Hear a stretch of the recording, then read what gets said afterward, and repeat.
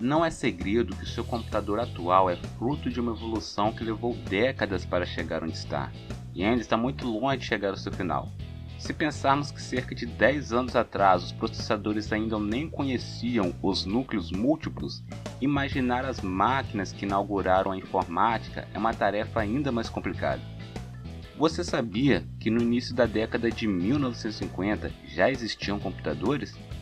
Logicamente, eles não se pareciam nem um pouco com o que temos hoje, mas já realizavam alguns cálculos complexos em pouquíssimo tempo. Nesses 60 anos, elementos desapareceram, componentes foram criados, então prepare-se para conhecer um pouco mais sobre essa magnífica história, a evolução dos computadores. A primeira geração de computadores foi marcada por grandes máquinas que pesavam toneladas e o único objetivo de seu processamento era a realização de cálculos. Vamos começar com o Harvard Mark I, um computador eletromecânico que foi concebido em 1930 por Grace Hopper e Howard Aiken e construído em 1944 pela Universidade de Harvard em parceria com a IBM. O Mark I tinha cerca de 17 metros de comprimento, 2,5 metros de altura e pesava cerca de 5 toneladas, e foi a primeira e maior calculadora digital automática de larga escala desenvolvida nos Estados Unidos. O Mark I trabalhava com 23 números decimais e realizava as 4 operações aritméticas. Dispunha ainda de subrotinas integradas que calculavam funções logarítmicas e trigonométricas. Era um calculador lento, demorando de 3 a 5 segundos para efetuar uma multiplicação, mas era totalmente automático e podia realizar cálculos extensos sem intervenção humana. Ainda na primeira geração de computadores temos o ENIAC, Electronic Numerical Integrator and Computer, ou em português, Computador Integrador Numérico Eletrônico, criado em fevereiro de 1946 pelos cientistas norte-americanos John McAfee e John Mauchly, da Electronic Control Company. Totalmente diferente do Mark I, que era eletromecânico, o ENIAC foi o primeiro computador digital eletrônico de grande escala. Começou a ser desenvolvido em 1943 durante a Segunda Guerra Mundial para computar trajetórias táticas que exigissem conhecimento substancial em matemática, mas só se tornou operacional após o final da guerra. Sua capacidade de processamento era de fazer 5.000 operações de edição por segundo, tinha 17.468 válvulas, ocupava uma área de 180 metros quadrados e consumia 200.000 watts de energia e pesava cerca de 30 toneladas. Na época, seu custo foi mais ou menos de $500.000, o equivale a aproximadamente 6 milhões de dólares nos dias de hoje. Com o ENIAC, complexos cálculos de balísticas passaram a realizar-se em alucinantes 30 segundos, quando com as calculadoras manuais que até aí se usavam, levavam 12 horas para se obter o mesmo resultado.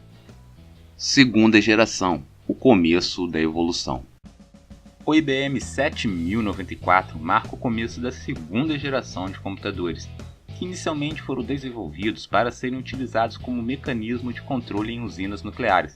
Agora, a nova geração de computadores, ao invés de usar válvulas como componentes, usam um outro componente criado em 1947 pelos laboratórios Bell, os transistores.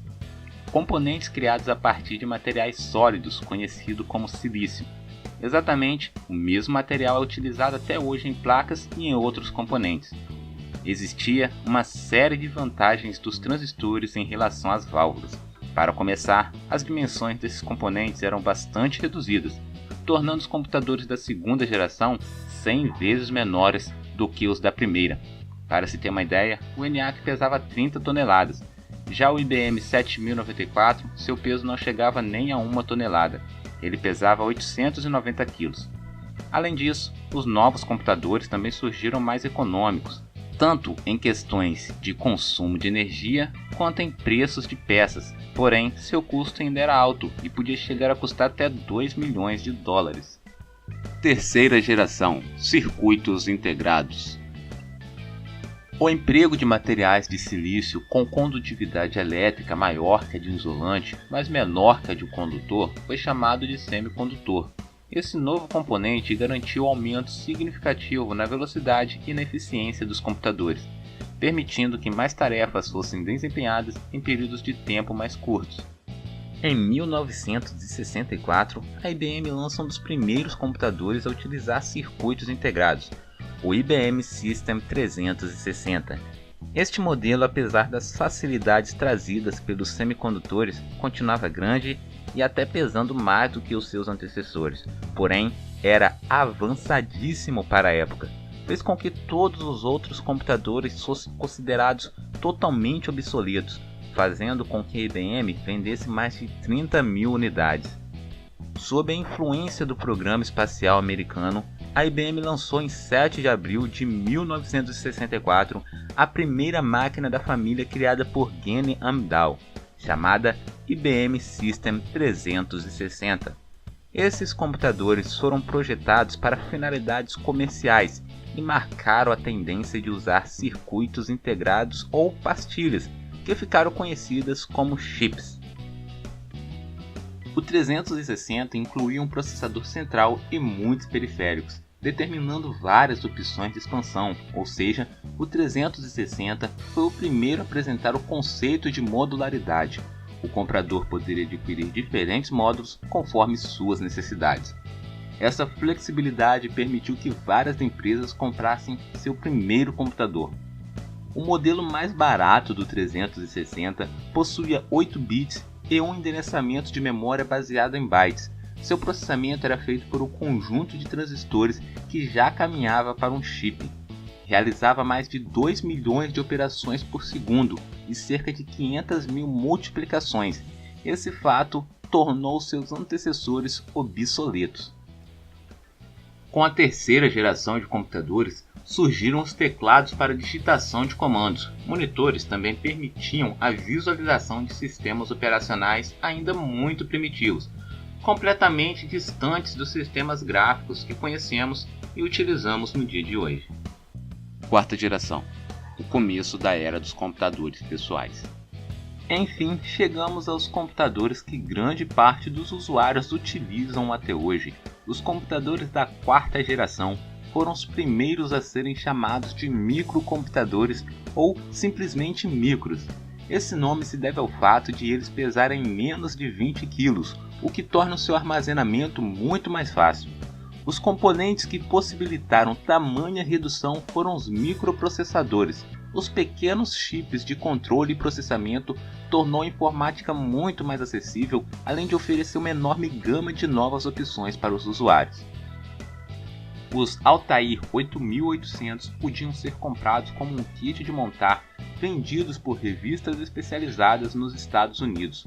Foi com base nessa máquina que Bill Gates e Paul Allen criaram o BASIC e inauguraram a dinastia Microsoft. Na mesma época, os dois Steves, Jobs e Wozniak, criaram a Apple para se dedicar a projetos de computação pessoal facilitados para usuários leigos, pois até então não era qualquer pessoa que sabia usar um computador, já que tudo era feito a partir de comandos. Assim surgiu o Apple I, projeto que foi primeiramente apresentado para HP. Ele foi sucedido pelo Apple II após uma injeção de $250 mil pela Intel. Essa segunda versão dos computadores possuía uma versão modificada do sistema BASIC.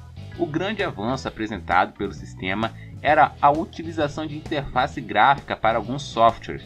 Também era possível utilizar processadores de texto, planilhas eletrônicas e bancos de dados. A mesma Apple foi responsável pela inauguração dos mouses na computação pessoal, juntamente com os sistemas operacionais gráficos como o Macintosh. Pouco tempo depois, a Microsoft lançou a primeira versão do Windows, bastante parecida com o sistema da rival. Ciclos passaram a ser clocks. Até a terceira geração dos computadores, o tempo de resposta das máquinas era medido em ciclos, ou seja, media-se um número de ações em curtos períodos de tempo para que fosse possível saber qual fração de segundo era utilizada para elas. Com os microprocessadores, já não era viável medir as capacidades dessa forma. Por isso, surgiram as medidas por clocks. Esta definição calcula o número de ciclos de processamento que podem ser realizados em apenas 1 segundo. Por exemplo, 1 MHz significa que em apenas 1 segundo é possível que o chip realize 1 milhão de ciclos. Quinta geração, múltiplos núcleos. Ainda estamos em transição de uma fase em que os processadores tentavam alcançar clocks cada vez mais altos para uma fase em que o que importa mesmo é como esses clocks podem ser melhor aproveitados. Deixou de ser necessário atingir velocidades de processamento superiores aos 2 GHz, mas passou a ser obrigatório que cada chip possua mais de um núcleo com essas frequências. Começou a chegar ao mercado os processadores que simulavam a existência de 2 núcleos de processamento. Depois chegou os que realmente apresentavam 2 deles. Hoje há processadores com 4 núcleos e outros utilizados por servidores que já oferecem 8. Com tanta potência executando tarefas simultâneas, surgiu uma nova necessidade, pois quanto mais tarefas são executadas por um computador, mais energia é consumida. Para combater este problema, as empresas fabricantes de chips passaram a pesquisar formas de reduzir o consumo sem diminuir as capacidades de seus componentes. Foi então que nasceu o conceito de processamento verde. Processadores Intel Core Xande Bridge eram fabricados com a microarquitetura reduzida, fazendo com que os clocks sejam mais curtos e menos energia elétrica seja gasta. Ao mesmo tempo, esses processos são mais eficazes. Logo, a realização de tarefas com este tipo de componente é boa para o usuário e também para o meio ambiente. Vale dizer que isso também se aplica a Ivy Bridge, Skylake e todas as outras famílias. Outro elemento envolvido nessas conceituações é o processo de montagem.